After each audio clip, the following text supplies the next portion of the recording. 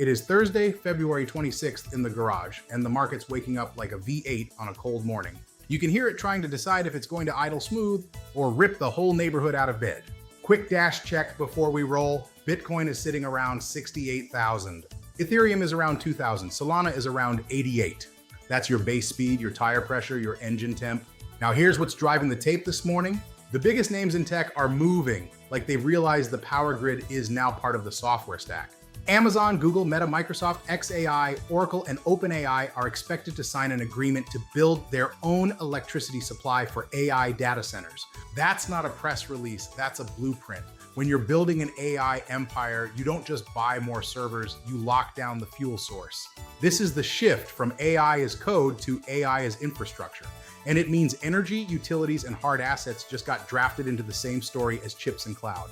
Over in the global institution lane, the World Economic Forum is getting a sudden driver change. Its chief, Birga Brenda, is stepping down after scrutiny tied to Epstein connections. No matter how you slice it, it's another reminder that reputational risk is like oil on the track.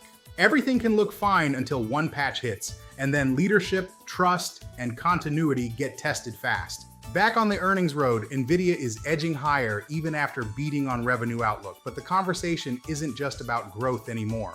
The market is staring at the cash pile and asking what's the plan? More buybacks, more returns, more discipline, or just keep flooring it?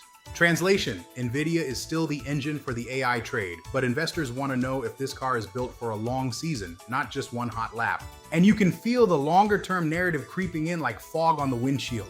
People are already talking like we're headed toward a decade where AI and robotics swallow a huge chunk of jobs. Whether it's 80% or 20%, that's not the point. The point is the market is starting to price the world where productivity jumps, labor gets disrupted, and the winners own compute, energy, and rails. That's why crypto keeps behaving like high-octane tech when the risk mood flips green. So here's the read for the morning in plain garage terms. Bitcoin is the lead car. As long as it holds around 68,000, the pack stays organized. Ethereum holding around 2,000 keeps the chassis stable. Solana at 88 tells you the drivers are still willing to push the fast line and take a little more risk for more upside. If Bitcoin starts leaning back towards 70,000, you'll see the whole market tighten up behind it like a drafting line on a straightaway. If it slips, the high beta stuff is the first to get loose in the corners. That's the morning setup. Keep it clean, keep it steady, and don't confuse a loud engine with real traction. Let it rip.